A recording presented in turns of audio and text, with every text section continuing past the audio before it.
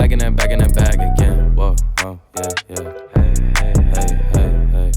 Back in that. Welcome back to the Splash City Basketball Podcast. Great to have you with me. Today we're going to be talking Timberwolves. It's been a minute since we talked Timberwolves. They're 8 games through the season now, and my friends Tyler and Tate joined to talk everything Wolves. We'll talk a little bit about the defense, the bench, their start 4-4 through 8 games. And then I will also talk a little bit about some other things around the NBA that are of interest and some things from the first few college games that I've noticed, including some exciting freshmen, maybe the best freshman group in a long time.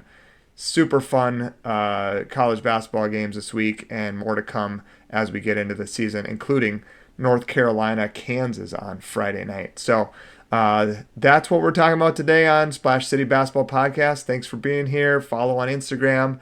Let's get into it. All right, so first up tonight, let's talk about the Timberwolves. We haven't really touched on them since I think Tate, you and I did our NBA preseason kind of over-under look at the NBA, and we're 8 games in. Wolves are 4-4. They beat up on some bad teams and then got brought back down to earth last night against New York. I don't know where you guys want to start with this. For me, it's probably the defense. I'm shocked at how they've fallen on the defensive ends. It's 1 in defense. Then they were 6 last year. Now currently it's early, but they're 27th right now, I think, in the NBA in defensive rating. So, what do you guys? Is it just as simple as Nikhil? Tyler, what do you think? I don't remember Nikhil being stellar on defense. I don't think losing him is gonna cause this drastic of a change. I mean, I don't know what the answer is. You give up 83 points in the second half. Now the Knicks, I think, are going to be a very good team. They'll be a top team in the East. So, but we just parted the Red Sea and let them drive right down the lane. I don't know. You move Dante DiVincenzo into the starting lineup. I get that. I think Mike Conley is nearing the end of his career. Maybe he is more valuable as a bench guy. But so to me, not only did we lose but now our first guy off the bench is an aging veteran as well. So there are a lot of issues, but it's early, and Ant is coming back from an injury, so maybe he just wasn't quite at 100% either. So maybe a couple things and small tweaks, and we're back on track. But last night was not a good sign. Those first 8 minutes, I was like, okay, this looks like the Wolves team we looked like 2 years ago, and for most of the season last year, and then it just completely fell apart. Rudy, he's one of those, like, we were just talking about this, but Rudy, the numbers say they're so much better with him on every metric. Like, I think I looked it up. When he's on the court, they would be a number 2 defense in the NBA this year. When he's off the court, they're 15 points worse than Brooklyn in defensive rating. So, I don't know. Tate, I would love to hear your thoughts on Rudy Gobert. Go. He's getting old. And is he like 33? 33, like 32, 33. But he's a big body, so that's,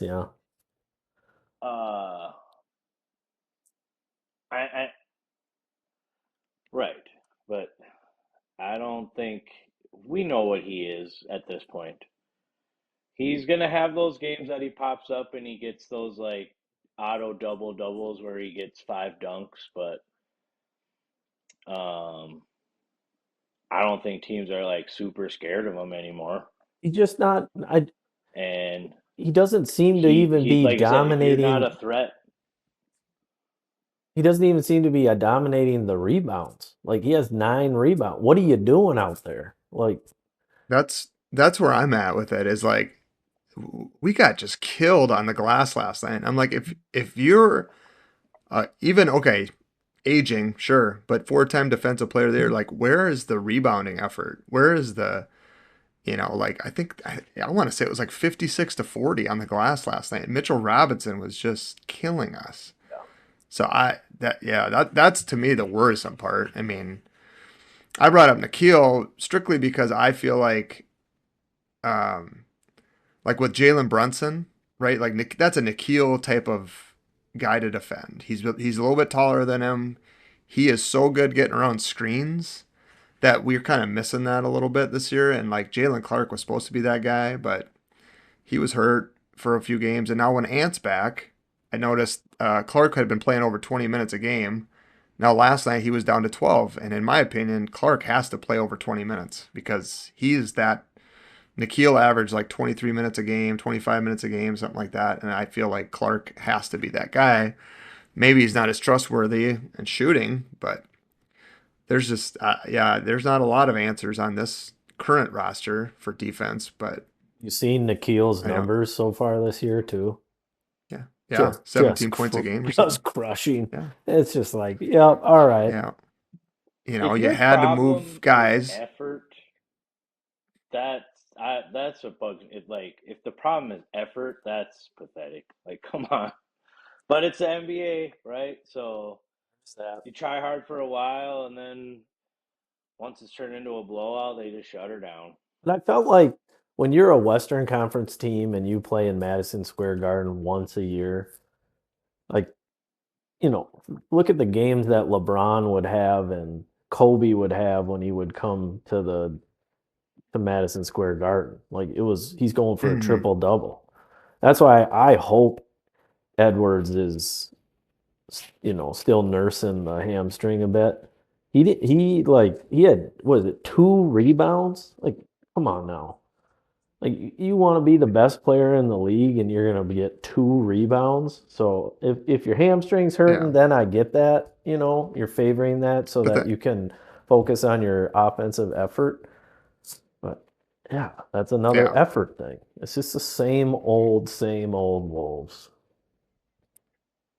I guess the one thing I would say is that historically, under Chris Finch, the Wolves kind of start slow.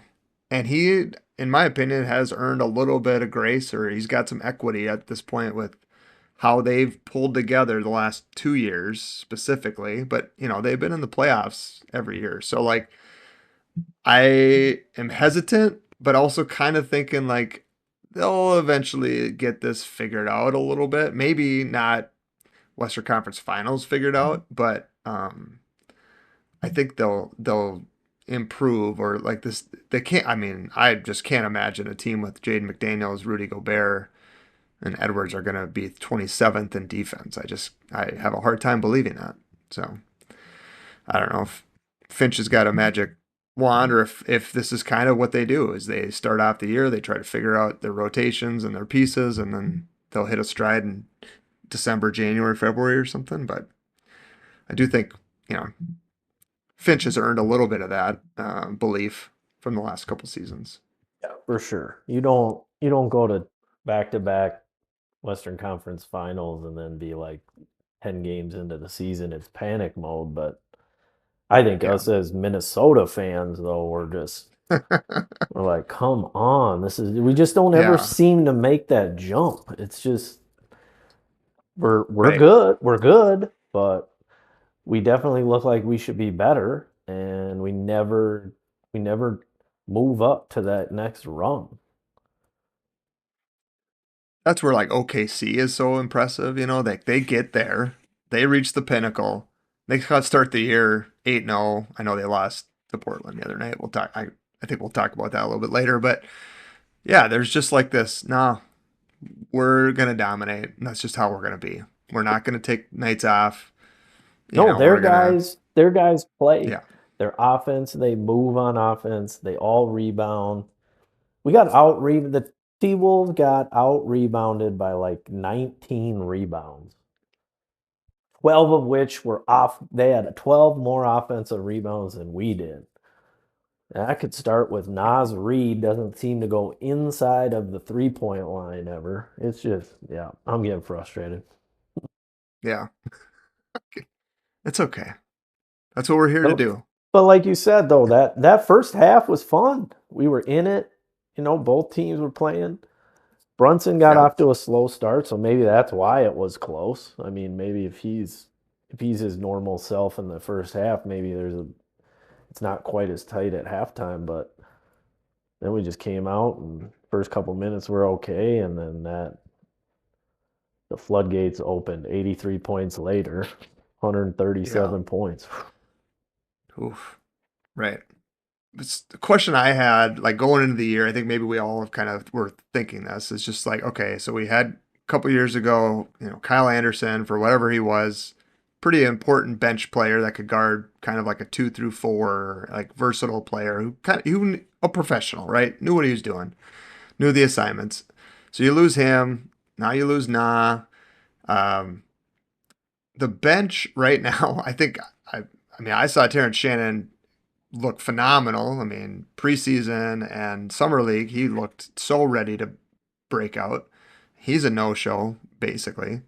Jalen Clark was hurt a couple games. Dillingham, who knows what you're getting out of him. So now the bench, like you said, is basically Conley and Naz Reid. Conley's, as we know, is like our age.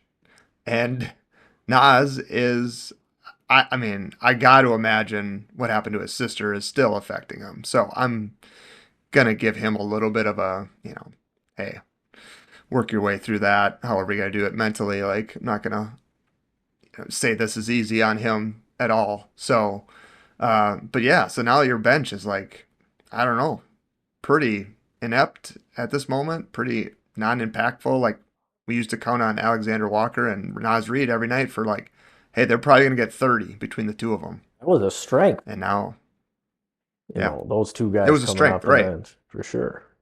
Yeah. Yeah. And, we talked about OKC. Part of OKC's relentlessness is Lou Dort, Alex Caruso, Cason Wallace defensively.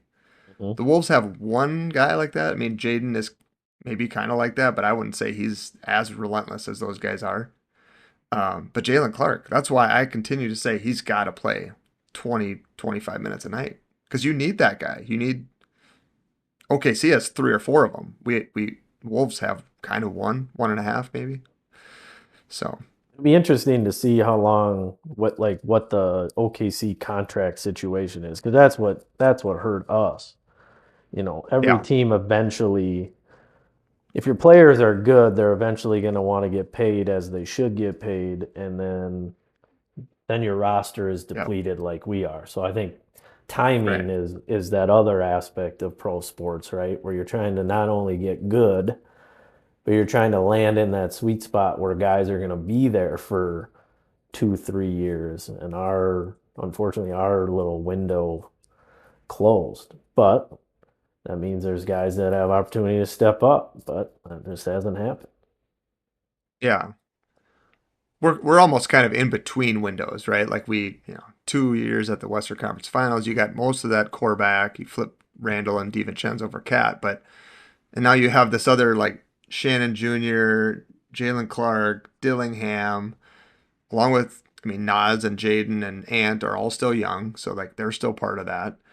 But Berenger maybe is the new Rudy in 2 years, but um it feels like this year might be one of those like, where are we going in the next 2-3 years, and we got to figure that out because the future, it's not going to be Rudy, it's not going to be Mike.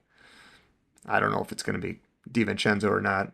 I like him, but He seems to though those are be he seems to be a streaky player. Now I've only really watched him for one season because I didn't really watch him when he was with the Knicks, or was he with the Bucks originally?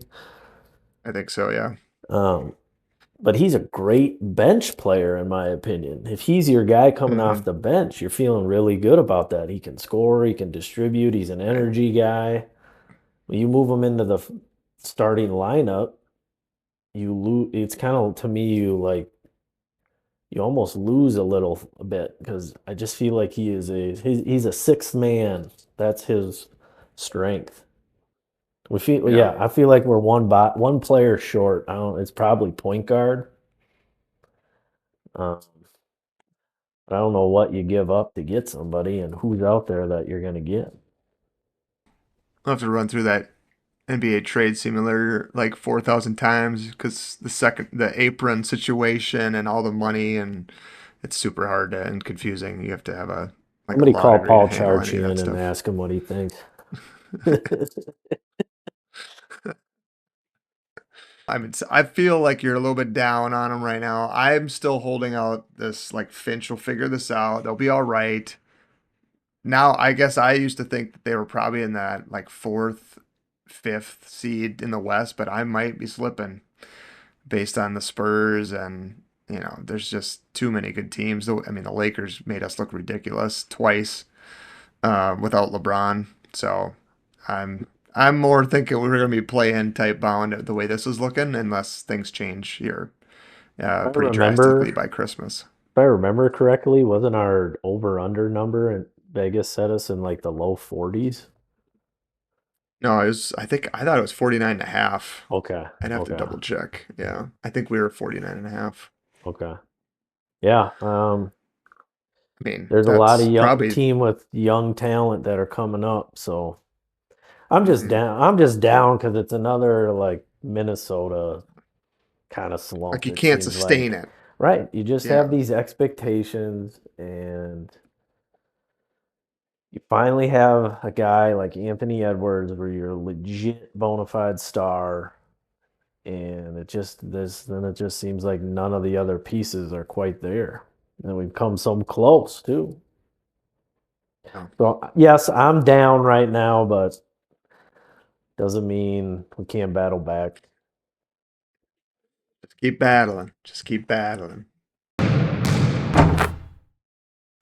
All right, so I was really hoping to get Tyler and Tate's thoughts on more in the NBA, the Spurs and Lakers, but we unfortunately had some technical difficulties. First time, 11th episode, first time major technical difficulties, so appreciate those guys coming on. I did want to talk a little bit about the Spurs and Victor Wembanyama. He reminds me of I didn't watch him growing up, but like the Wilt Chamberlain era where it's just so physically different than everybody else you see playing, and he's doing things that no one else has done. I remember growing up in the 90s watching Sean Bradley and George Mirajan, these like 7'6", 7'5", 7'7" guys, except he moves like Kevin Durant. And it almost looks, when I watched him the other night against the Lakers, I kept thinking something's wrong with the TV. Like it doesn't look normal. It doesn't look real. And it's just wild to see him doing some of the things he does. Now his last two games weren't as strong statistically as some of his others, but San Antonio is currently 5-2. In my NBA preview, I talked about them being one of those teams that could sneak up in the West and maybe kick somebody else out of the playoffs, like one of these aging teams, maybe these teams that just haven't quite kept up, like the Clippers or Lakers look like they're off to a good start and maybe they're going to be fine. But there's the Mavs were sneaking around the playoffs the last couple of years, but they're struggling so far. So the Spurs, I don't know if they'll be a top 5 team in the West, just with Houston, Denver, OKC, LA, Lakers, maybe the Warriors or the Timberwolves. But Spurs definitely look to me like a team that's primed to make that first jump in the playoffs. And NBA teams typically with young stars, it's not a straight to the NBA finals type of thing. It's going to be a get to the playoffs, get some experience in the playoffs, come back the next year, make another run, and then maybe that year. So you're talking Wemby's third year right now. Maybe that by the time it's his 5th, 6th season, they're really pushing for the NBA Finals, Western Conference Finals type of situation. Similar to Shea and the OKC, similar to Ant and the Wolves. What I do love about the Spurs, though, is last night they didn't have Dylan Harper and they haven't had De'Aaron Fox this season yet. So that they were a little shorthanded last night, losing to the Lakers by 2. I know the Lakers are also shorthanded, but I think I've said it all year. If you heard this podcast at all, I really like Dylan Harper. And they didn't have him last night. And he's just consistently putting up 12 to 15 points, really effective field goal shooting. He's shooting around 50% on the season. Good decision maker, great defense, knows how to play with Wemby already. So I'm excited about the Spurs. The other team in the West to talk about, I would say there's 2 of them. One of them is the Lakers. So they're 7-2 right now, and they have not had all three, LeBron, Luka, and Austin Reeves at the same time, and yet they're 7-2. A little bit scary for the NBA, for the Western Conference teams, but I do think sometimes when those three are together, there's fewer shots. So you'll see Austin Reeves take over when it's just him. He put up some crazy numbers when he was by himself, including winning at the Timberwolves in a not great shooting night for Austin Reeves, but he did distribute like crazy with, I think he had 16 assists. And then when Luka's by himself, he's putting up 40s, 10 assists, 12 rebounds, doing it all, and they're still getting it done. So it'll be interesting to see how they mesh when they get all three together.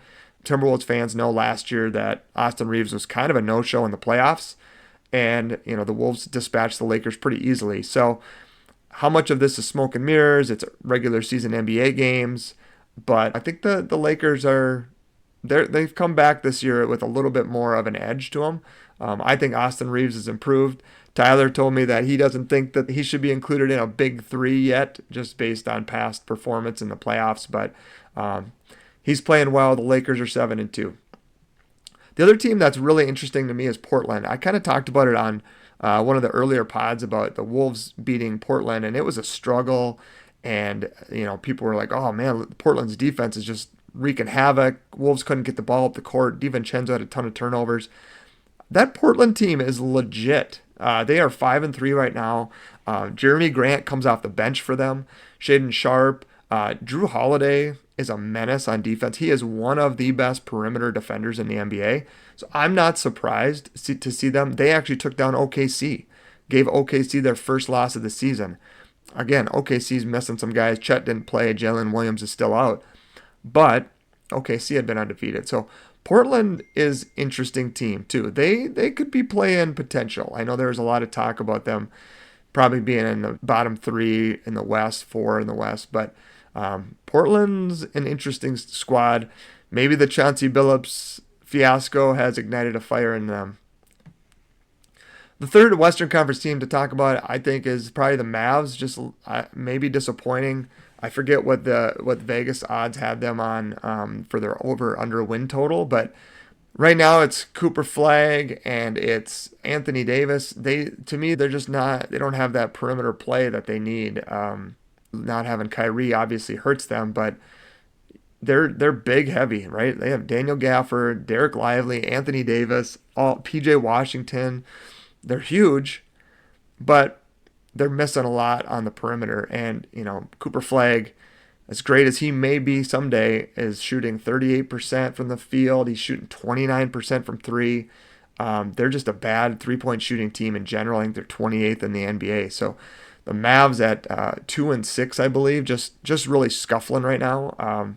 So not seeing that immediate return from number 1 pick Cooper Flagg, but it's early and he'll improve and they'll get better. The Eastern Conference is super interesting to me. Obviously, they don't have the high-enders of Jason Tatum in Boston and Tyrese Halliburton. The Pacers are a wreck with their point guard situation. So Halliburton's out. Nembhard went out with an injury after the first game, and Mathurin, he went out with an injury, and TJ McConnell's been out and hasn't played. So the Pacers just don't have bodies right now, and that's causing them to really struggle. I think they have just one win at this point. But the 76ers, 5-3, and the Bulls were 6-1. The 76ers are interesting because it's been Joel Embiid's team forever, but he is no longer their focal point. I think he's averaging about 17 points a game. He's third on their team in scoring. So they have Tyrese Maxey, who's been phenomenal. Breakout season for him.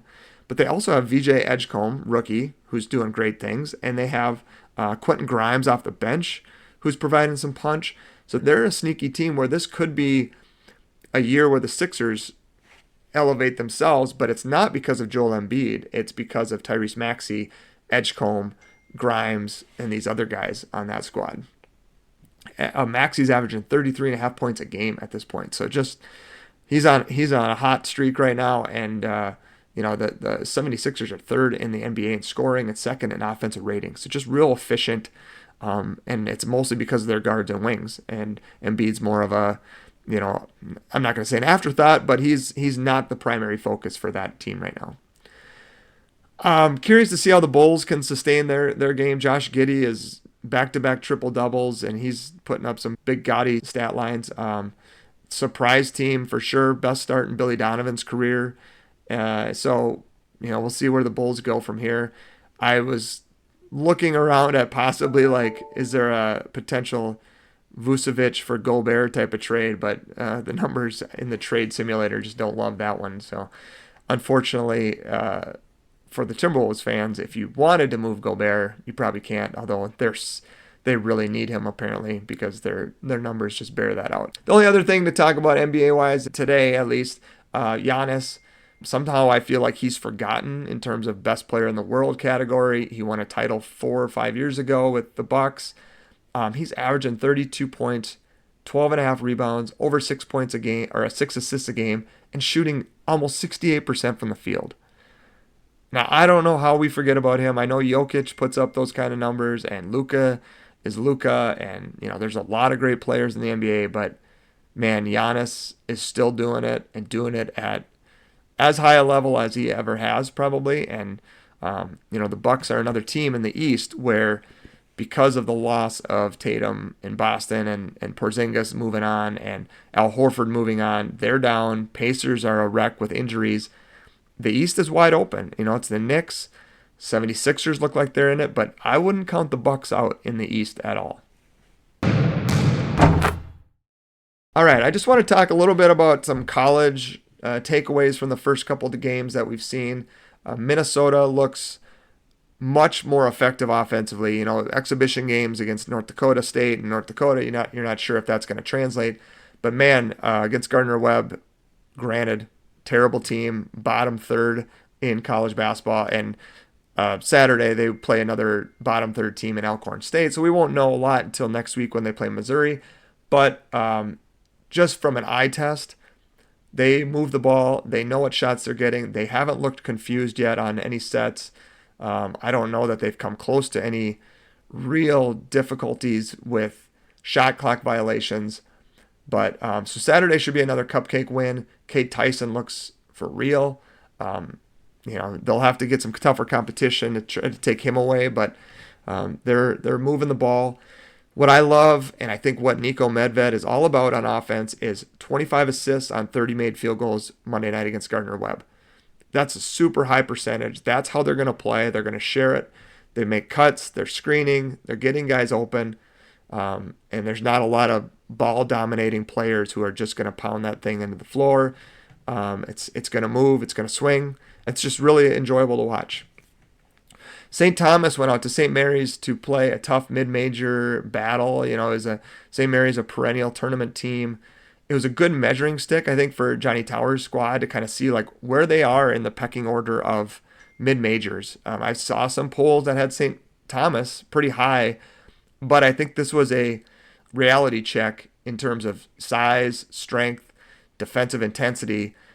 St. Thomas won't see that kind of size in the Summit League, but you could tell it bothered them. They had a tough time rebounding, and then it caused them to have to collapse and wide open threes for the Gales. And to St. Mary's credit, they looked like a better shooting team this year than they were last year.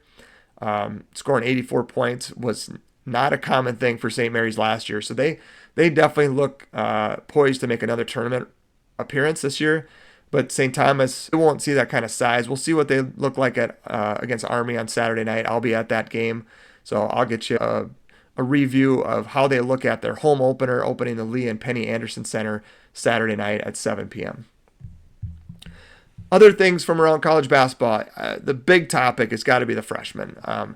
Monday night, Florida-Arizona game was phenomenal battle. Defending champ Florida and their huge front court, returning Thomas Houck and Condon. Just a back-and-forth game, but Arizona had the best guard on the floor in Jaden Bradley, and they had the best freshman performance of the week in Peat, putting up a 30-piece, dominating inside, doing a little bit of everything, defense, shot blocking, rebounding, transition dunks. Peat looked awesome. And so when we talked about the freshmen, it was AJ DeBansa and Darren Peterson, who had good opening performances. Cam Boozer started slow, ended up with 15 and 13 in Duke's win over Texas, but there is a fourth player and maybe a fifth in Arkansas's Darius Acuff So the freshmen this year are phenomenal. So if you are a college basketball fan, you got to watch those guys. If you're an NBA fan, you got to watch those guys because they will be in the league next season. The other takeaway I had from that Florida-Arizona game is just Florida, and I was worried about this. They lost their top 4 guards from last year. They replaced with Boogie Flan. They brought in Princeton transfer Xavier Lee.